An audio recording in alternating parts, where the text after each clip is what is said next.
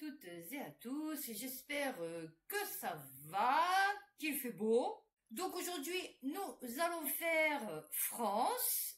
Bon, France, j'ai pas grand-chose. Franchement, c'est tellement dégueulasse. Donc du coup, bon. Par contre, je voulais vous annoncer une très bonne nouvelle.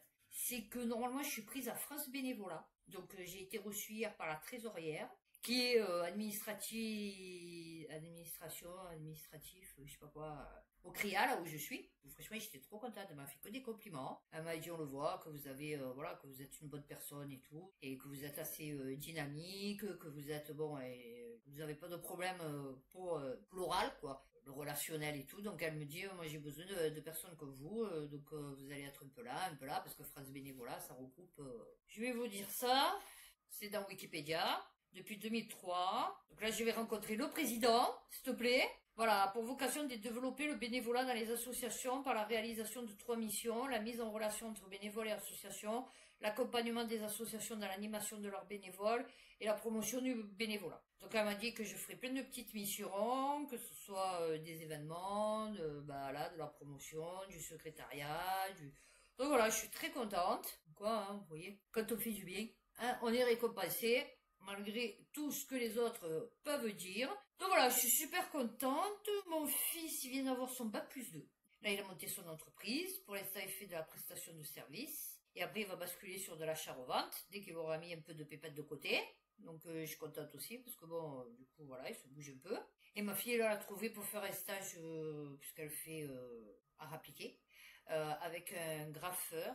La Poissonnerie, galerie d'art urbain et créateur des fresques à l'aérosol réalisées par l'artiste Poasso, entre Marseille et Paris sur commande pour des entreprises telles que la SNCF, des restaurants tels que Astrega ou encore les Cahiers à Marseille, des associations et des particuliers. Donc du street art. Donc je suis super contente. Donc voilà, donc tout va bien. Hein, il me manque plus que le petit boulot. Et après, tout ira sur des roulettes. Ah ouais, non mais, vraiment des belles roulettes. Tu vois ce que je veux te dire? Donc aujourd'hui, nous allons faire France. Alors, j'ai pris 3 articles, je me rappelle plus. Ah oui, un sur Rachida Dati, un sur les allocations familiales et un sur Chimour. Voilà, c'est tout. Ah, 3 petits articles que je vais un peu développer. Le Huffington Post, le complément d'enquête sur Rachida Dati dresse un portrait accablant de la ministre de la Culture. Ben écoute, je vais te dire, rien qu'avec ses passes d'armes, hein, tu as vu le terme, rechercher. Rien qu'avec ses passes d'armes avec Annie Hidalgo, hein, je vais te dire, ouais, j'ai mis mon petit ventilateur à la mairie de Paris, mais tout à l'heure, ça m'a séché les yeux. J'avais l'œil sec. Ah ouais, non mais. Voilà, on va le mettre comme ça, hein, peut-être ce sera pas mal. Donc on se doute que ça doit pas être une personne très sympathique. Rachida Dati aime le luxe. J'arrive même pas à le dire ce mot. Aime le luxe, les bijoux et les grosses sommes d'argent. C'est ce que révèle le magazine Complément d'enquête qui lui est consacré ce jeudi 5 juin et qui a réalisé sa meilleure audience de la saison avec 12%. Fille d'un maçon marocain et d'une femme au foyer algérienne élevée à Chalon-sur-Saône, l'actuelle ministre de la Culture a gravi un à un les échelons du système méritocratique. Oui, alors, promotion canapé. Elle, je t'explique, avec aplomb et fatuité. Satisfaction de soi-même qui s'étale d'une manière insolente, déplaisante ou ridicule. Ouais, c'était un peu péjoratif du coup.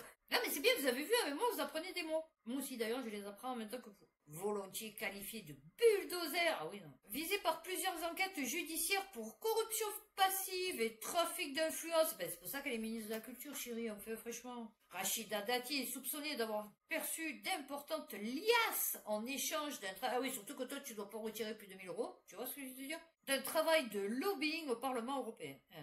Protégé de Nicolas Sarkozy, oui. A défendu mordicus le secteur gazier et déposé nombre d'amendements qui lui étaient favorables, oui bien sûr, sans préciser qu'elle percevait au même moment de l'argent de GDF Suez. Je n'ai jamais travaillé pour eux. Ah ben non, ils te payaient, c'est tout, point barre. J'ai juste fait un peu de pub. Engie, ah voilà, c'est pour ça que tu payes le double d'électricité chez eux. C'est parce qu'il y en a une partie qui va chez Rachida. Des SMS assassins et menaçants. Oh oui, l'ex-garde des Sceaux. Oh bah écoute, dans la lignée du Pont-Moretti, hein, je vais t'expliquer. On lui pardonne moins de choses qu'on aurait pardonné à Marie-Cécile. Je sais pas qui c'est. J'ai pas la ref. Ça reste Rachida dans un monde pas habitué à avoir des Rachidas. Ah bah oui, c'est sûr. Ah oui, bah ça c'est clair. Violence des mots et un goût prononcé pour les procédures Bayo. Alors, Agnès Buzet se souvient de SMS d'une violence incroyable dans lesquelles Rachida Dati lui promettait de sortir la sulfateuse et de lâcher les chiens. Oh, ça va, c'est sympa. Non, c'est sympa. Non, c'est gentil. Oh. Complément d'enquête de recourir à des méthodes de voyous. Oh bon, oui, écoute, attends. Ralliement à Macron intéressé. Non, pas ce tu, mais non. Bon, en tout cas, là, c'est sûr qu'elle pourra pas se le taper. Ça, c'est clair. Ah, peut-être elle se tape Brigitte, du coup. Vous pensez pas? Ah, elle est dégueulasse, cette femme, mon Dieu. C'est vous qu'on l'a vue encore? Bon, déjà, qu'elle le dansait, là, ça ressemble à rien. Et qu'elle lui a mis une torgnole à Macron. Elle est descendue de l'avion. Mon Dieu, mon Dieu. Vous avez pas honte de lui filer ces 4000 € par mois, ce truc? Hein, franchement. Et d'être content de lui filer. Ah ouais, là, mais. Ministre de la Culture, les plus observateurs s'interrogent sur les conditions de son arrivée. Bon, écoute, elle a couché avec Brigitte. Ah oui? Ah bah écoute, elle assure auprès d'élus parisiens de droite, quelques minutes après avoir appris sa nomination, que le chef de l'État lui a assuré son soutien au municipal. Il y a là Rachida Dati publique, décrite par Agnès Buzyn comme sympathique et rigolote, et la Rachida Dati privée beaucoup plus cassante. Un truc quand même, qu'il était temps, une proposition qu'il était temps d'approuver, hein, parce que quand même c'est un peu une honte, moi pour moi personnellement. Le Monde, l'Assemblée nationale approuve une proposition de loi sur le versement des allocations familiales dès le premier enfant. Alors pour ceux qui n'ont pas d'enfants, ou qui en ont mais qui ne savent pas. Du coup la loi, c'est que tu as un enfant, tu ne touches pas d'allocation familiale. Tu as 2 enfants, tu touches qu'une allocation familiale. Tu vas me dire, tu ne fais pas les enfants pour les allocations familiales. Oui, non mais d'accord, il n'y a pas de souci. En fait, tu te demandes pourquoi le premier ne compte pas. Tu vois ce que je veux te dire? Non, c'est parce que c'est pas la moitié d'un, tu vois. C'est pas un, il manque les bras, c'est un enfant de tronche, je ne sais rien, fait bon, tu vois. Non, il est normal, il va aller à l'école, il va... Ok. Pourquoi il n'est pas compté dans les allocations familiales? Ça fait 70 € par enfant par mois. Tu vois ce que je veux te dire? C'est pas non plus, je veux dire, tu vas pas révolutionner la terre entière avec ça, tu vois. Mais ça serait bien que le premier, il les touche aussi, tu vois, parce que c'est pas une con le premier. Le texte porté par un député communiste a été adopté jeudi par 103 voix contre 17, contre l'avis du gouvernement et d'une partie du bloc central qui ont invoqué le coût de la mesure estimé à 3 milliards d'euros. Oh bah oui, attends, oh, c'est pas comme si déjà on avait une démographie en chute libre. Eh ben non, hein, où le nombre de vieux, fait de morts, dépasse celui de naissance. Eh oui, non, faut pas stimuler, surtout, non, stimule pas. Non, alors, comme j'ai déjà dit, tu vas pas être stimulé avec 70 €, mais c'est psychologique. Tu vois ce que je veux te dire? Les coûts liés à l'arrivée du premier enfant sont considérables. Et ouais, logement, mode de garde. Oui, parce que tu passes d'un T2 à un T3. Après, ton deuxième enfant, tu peux le mettre avec le premier, tu vois, donc tu n'es pas obligé de déménager, de prendre un T4. Tu vois ce que je veux te dire? Mode de garde, alimentation, perte de revenus. Bon, non. On va avec le minot accroché au nichon de travailler. Ah ouais, non, parce que du coup, la trajectoire financière de notre modèle de sécurité sociale ne nous permet pas de mettre en place une telle mesure sans réforme majeure des économies, impliquant des économies. Ah bah oui, c'est sûr. Attention, on parle de moi.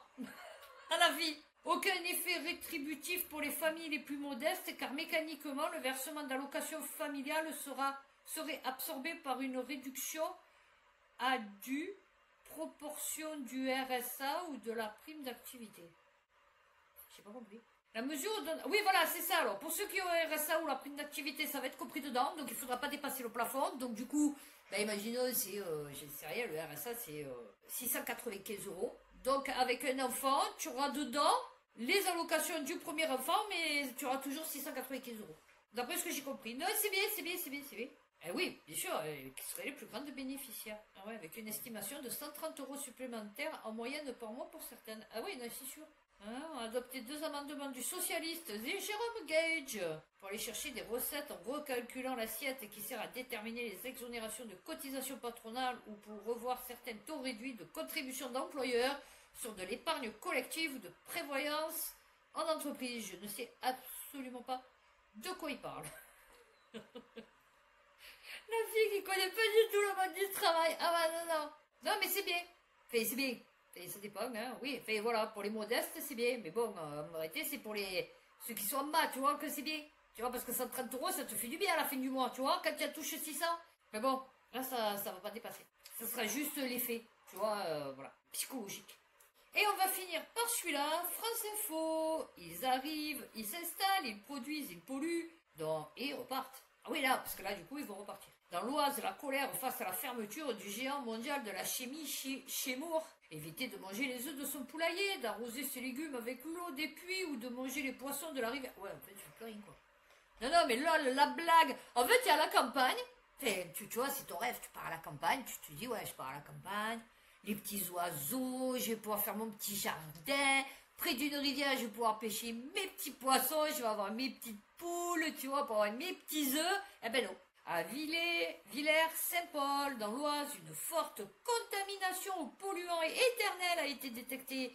L'usine Chemours, productrice de et pointée du doigt. Ah ouais. Pas de bruit, surtout de la discrétion. À Villers-Saint-Paul, dans l'Oise, les salariés de l'usine Chemours ne parlent que très peu à la presse pour ne pas perturber les négociations. Ah ouais, donc attends, faudrait pas tout balancer quand même.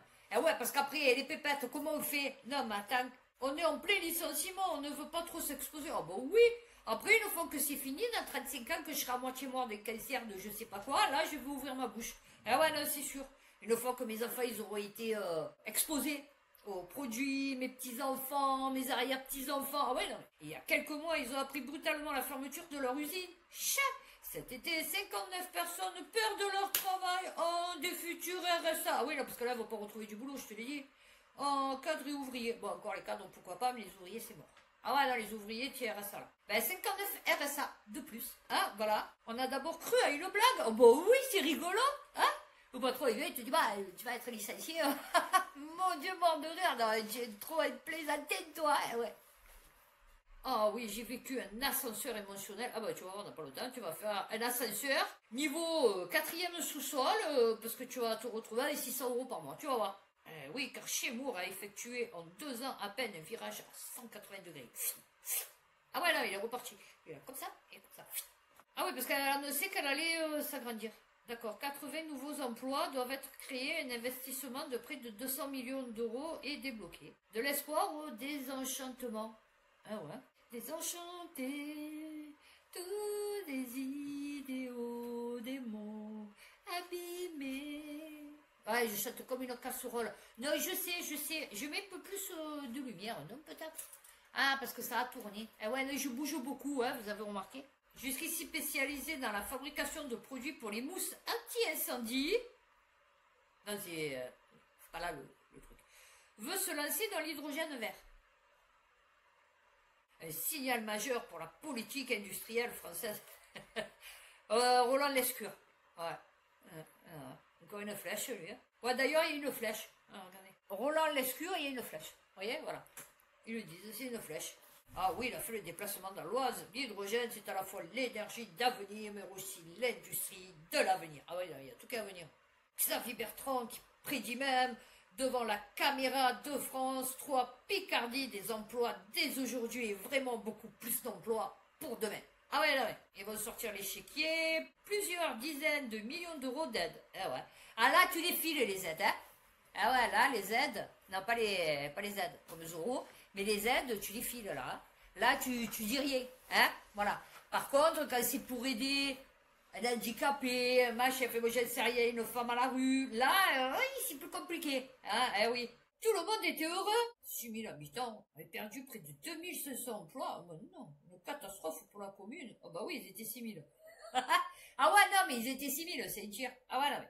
Oh, toutes les pontes de France et de Navarre étaient là. J'avoue que naïvement, je n'ai pas cherché à aller plus loin. Ah ouais, mais ça m'étonne. Non seulement une pollution importante y est détectée, mais c'est à cet instant que l'élu dit avoir compris ce qui était fabriqué depuis plus de 20 ans sur sa commune. Non, c'est l'élu. Oui, l'élu de Villers-Saint-Paul ne savait pas ce que produisait l'usine depuis 20 ans dans sa commune. Et après, vous vous demandez pourquoi on en est là. Ah ouais, non, mais c'est sûr. Ils sont arrivés avec les petits fours et le champagne. Oui, mais sans nous parler des... Ah ben non. Ah bah oui, le sénateur Alexandre Ouizy. Oh, ils t'ont dissimulé les choses. Ouais, mais toi, tu comprends rien.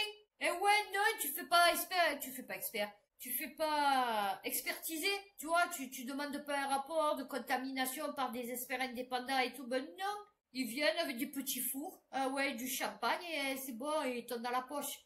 Eh ouais, c'est sûr. Darkwater, ouais, je l'ai vu ce film. Ouais, mais voilà, tu es pas en Amérique, tu vois. Voilà, 690 millions de dollars. Ici, tu vas avoir droit à 50 000 euros, et encore, je suis pas sûre. Et en plus, c'est ta commune qui va être obligée de décontaminer les sols.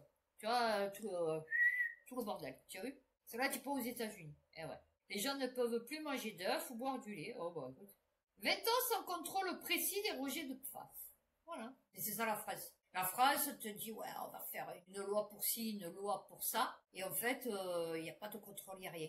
Donc, tu peux la faire, ta loi. Mais si tu contrôles jamais, qu'elle est jamais appliquée, la loi, et que quand on l'applique, ouais, 500 000 euros d'amende, 3 ans de prison, le mec, il a 5 000 euros à payer, et puis il se tape un mois de sursis, tu vois, c'est là que tu te dis, ouais, il y a vraiment un gros problème. Ben voilà, c'est la phrase, hein, parce que je vous dis ça. Bon, ben voilà, ben écoutez, j'ai fini la France. Prochaine vidéo, donc, France brève. Donc là, avec des petites pépites. Bon, il y en a certaines, vous avez sûrement dû en entendre parler dans les autres chaînes.